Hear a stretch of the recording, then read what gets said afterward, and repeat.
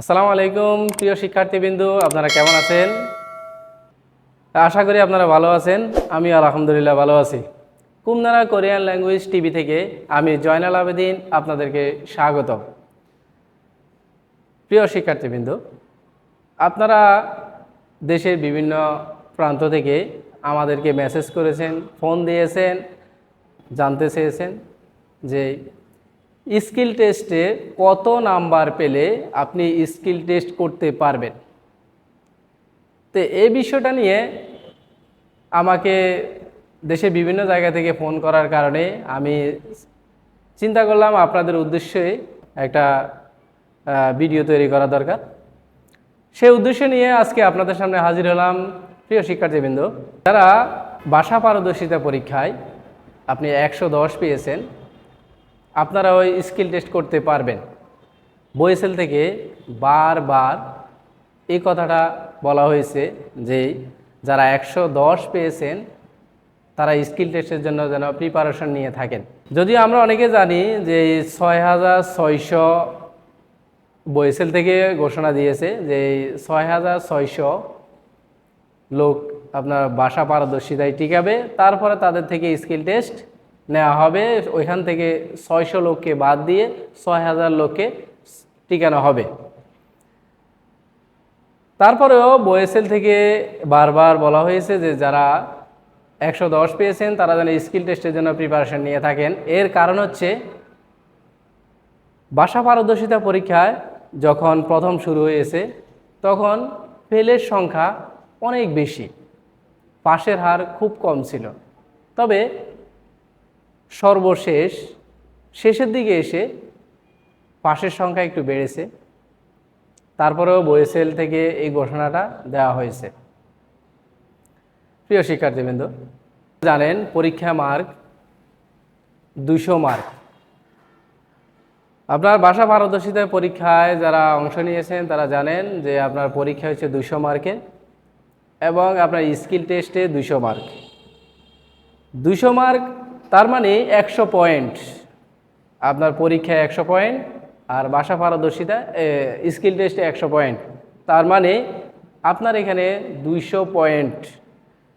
200 পয়েন্টে কেউ যদি পরীক্ষায় যদি আপনি 110 পান, তার মানে আপনি 55 পয়েন্ট পেয়েছেন। বুঝতে পারছেন? আর আপনি যদি স্কিল টেস্টে যদি আপনি 90 পয়েন্ট উঠাতে পারেন, এই ক্ষেত্রে আপনার 90 প্লাস 55, তাহলে আপনার প্রায় 145 আপনার রোস্টার মার্ক চলে আসবে। জি প্রিয় শিক্ষার্থীবৃন্দ, আপনারা অবশ্যই স্কিল টেস্টের বিষয়ে গুরুত্ব দিবেন। কারণ হচ্ছে আপনারা যারা নাম্বার কম পেয়েছেন তারা হতাশ হওয়ার কিছু নেই।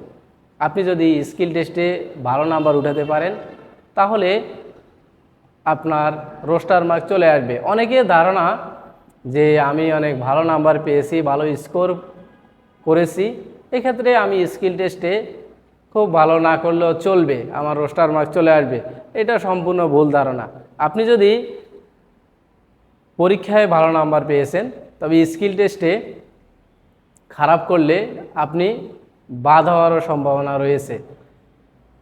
তো এই ক্ষেত্রে যারা 150-এর উপরে পেয়েছেন তারাও স্কিল টেস্টের জন্য ভালো প্রিপারেশন নেবেন। তা না হলে হতে পারে এরকম যে 120 পেয়েছে, সেই স্কিল টেস্টে অনেক ভালো করেছে, তখন আপনি বাদ পড়ে যাবেন। আপনি অনেক ভালো স্কোর করেও বাদ পড়ে যাবেন।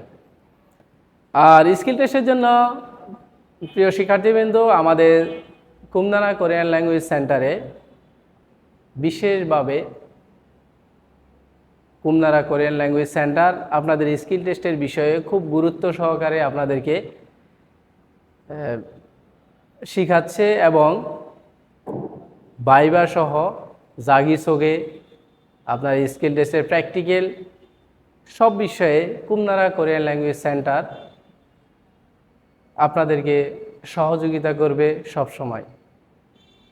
জি প্রিয় শিক্ষার্থীবৃন্দ, যে কোনো বিষয়ে কোরিয়ার, দক্ষিণ কোরিয়ার যে কোনো বিষয়ে আপনি আমাদের সাথে যোগাযোগ করতে পারেন।